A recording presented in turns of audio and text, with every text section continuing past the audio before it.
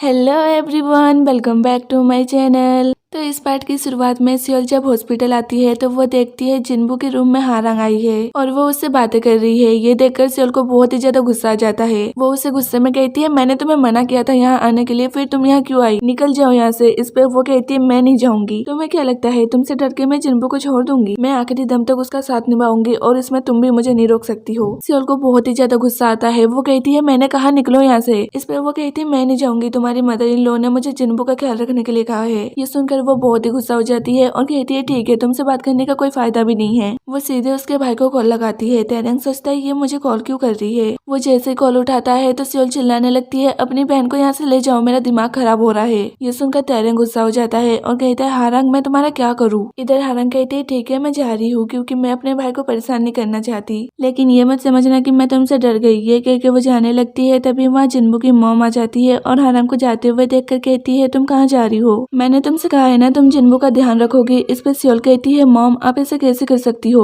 इस पे वो कहती है, मैं क्या कर रही हूँ? हारंग जिन्बू की सेक्रेटरी है, इसलिए सेक्रेटरी होने के नाते उसका फर्ज बनता है कि वो जिन्बू का ख्याल रखे। अब इस पे सियोल कुछ नहीं कह पाती है। जिन्बू की मॉम कहती है, अब खड़े खड़े हमारा मुंह क्या देख रही हो? यहाँ से जाओ, मुझे और हारंग को कुछ इम्पोर्टेंट बात करनी है। ये सुनकर सियोल को बहुत ही गुस्सा आता है, लेकिन वो कुछ नहीं कर सकती थी। वो वहाँ से चली जाती है। इसके बाद जिन्बू की मॉम हारंग से कहती है, तुम्हें तो पता है ना एक्सीडेंट जिन्बू की वजह से हुआ है, लेकिन पुलिस को तुम ये बताना कि एक्सीडेंट उस लड़के की वजह से हुआ है। वैसे भी उसको याद भी नहीं है कि एक्सीडेंट किसके वजह से हुआ था, तो वो कुछ बोल भी नहीं पाएगा। ये सुनकर हारंग कहती है, लेकिन मैं ऐसा कैसे कर सकती हूँ? इस पे जिन्बू की मॉम कहती है, लेकिन ये तुम्हें जिन्बू के लिए करना होगा। मैं पक्का कह रही हूँ, वो कोमा से उठ के तुम्हें इस हेल्प के लिए थैंक्स कहेगा। हारंग कहती है, ठीक है, तो मैं पुलिस को स्टेटमेंट दे दूंगी कि ये एक्सीडेंट उस लड़के की वजह से हुआ है, लेकिन सिर्फ जिन्बू के खातिर। तभी उसे उसका भाई का कॉल आने लगता है। ये देखकर जिन्बू की मॉम कहती है, कौन है? वो कहती है, मेरा भाई है। तो जिन्बू की मॉम कहती है, उसे पता नहीं चलना चाहिए कि हमारे बीच में क्या बात हुई है। इसके बाद वो बाहर जाती है तो वो देखती है उसका भाई आया है। वो बहुत ही ज्यादा गुस्से में है। हारंग चुपचाप जाने लगती है तो उसका भाई कहता है, ऐसा काम मत करो जिससे मैं तुम्हें पकड़ के रखूं। इसके बाद अगले सीन में हारंग अपने डैड को स्टेटमेंट देती है कि एक्सीडेंट उस लड़के की वजह से हुआ है, इसमें बॉस की कोई गलती नहीं है। लेकिन हुआई ने तो उसके डैड को पहले सबूत दे दिया है कि इसमें जिन्बू की गलती है। उनको तो विश्वास ही नहीं हो रहा था कि हारंग मेरी बेटी होकर रॉन्ग स्टेटमेंट दे रही है, बट जो भी है हारंग उनकी बेटी है और वो भी इस केस में इन्वॉल्व है, तो वो इस गलती को छुपाने की कोशिश करने लगते हैं। दूसरी तरफ चिंगहा को पता चलता है कि जिन्बू के सेक्रेटरी ने रिम के खिलाफ स्टेटमेंट दी है। वो जल्दी से हुआई को कॉल करती है और पैनिक होकर कहती है कि अब हम क्या करेंगे? हमारे पास तो अब सबूत भी नहीं है। तुमने सबूत पुलिस को दे दिया है और तुमने कहा था कि वो पुलिस जिन्बू के सेक्रेटरी के डैड है, तो वो तो अपनी बेटी को बचाने के लिए वो सबूत मिटा देंगे।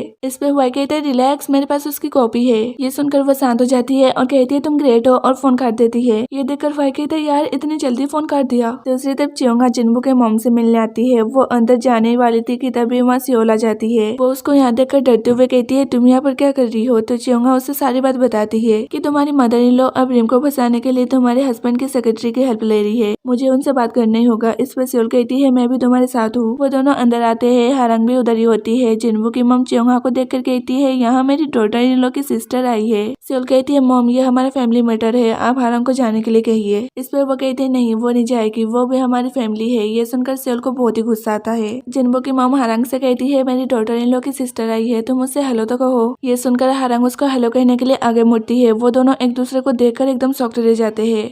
चियोंगा एकदम शॉक्ड होकर कहती है, मून हारंग तुम? सियोल कहती है, क्या तुम दोनों एक दूसरे को जानते हो? यहाँ पर हम एक फ्लैशबैक का झलक देखते हैं कि चियोंगा को जो पुलिस परेशान करते थे उसमें हारंग भी थी। हारंग एकदम चुप हो जाती है। चियोंगा कहती है, हाँ मैं इसे जानती हूँ, ये मेरी स्कूल में पढ़ती थी। ये सुनकर जिन्बू की मॉम कहती है, ये तुम्हारी स्कूल मेट है तो ये मत समझना कि ये तुम्हारी साइड लेगी। वो उनको खूब सुनाने लगती है कि भले तुम लोग कुछ भी कर लो पर अब कुछ नहीं हो सकता है। चियोंगा सोचती है, इनसे बहस करने का कोई फायदा नहीं है, वैसे भी जो हुआ के पास सबूत है उससे हमारा काम हो सकता है। वो सियोल को लेकर बाहर आ जाती है। वो कहती है, क्या थी ये? क्या ये हमेशा ऐसी रहती है? इस पे सियोल कहती है, हाँ वो ऐसी है। चियोंगा कहती है, पता नहीं तुम उसे कैसे झेल लेती हो। इसके बाद वो जाके रिम से मिलती है और उससे कहती है, भले कुछ भी हो जाए पर मैं तुम्हारे साथ ऐसा नहीं होने दूंगी। रिम कहता है, हाँ मुझे पता है। वो चियोंगा जैसे फ्रेंड पाके बहुत ही खुश था।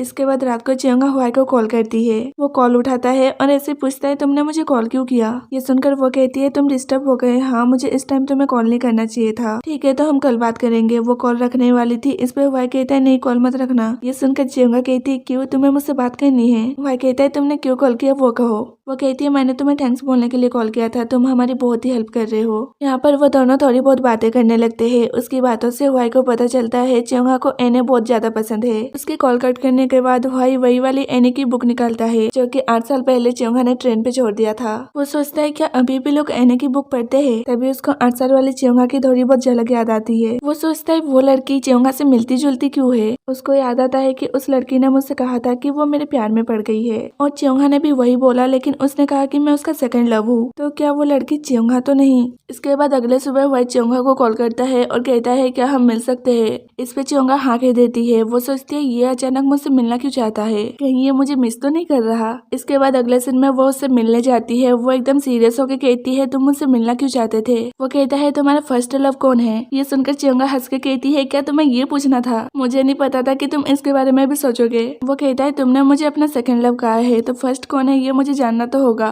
चियोंगा कहती है ठीक है मैं बताती हूँ, वो मुझे ट्रेन में मिला था। ये सुनकर वाई को कंफर्म हो जाता है। वो कहता है वो सोल्जर था ना। ये सुनकर चियोंगा एकदम शॉक्ड हो जाती है। वो कहती है तुम्हें कैसे पता, क्या तुम उसे जानते हो। वाई कहता है बहुत ही अच्छी तरह से जानता हूँ। और वो उसके 8 साल पुराने एने की बुक निकाल के देता है। ये देखकर वो एकदम शॉक्ड रह जाती है। वो कहती है सोल्जर अज्जू सी ये आप हो। इस पे वो कहता है तब तुम हाई स्कूल में थी इसलिए मैंने तुम्हें कुछ नहीं बोला, बट अब तो मुझे अज्जू सी मत बोलो। चियोंगा तो एकदम शॉक्ड थी और ये पार्ट यहीं पर खत्म हो जाता है। तब तक के लिए bye bye and take care.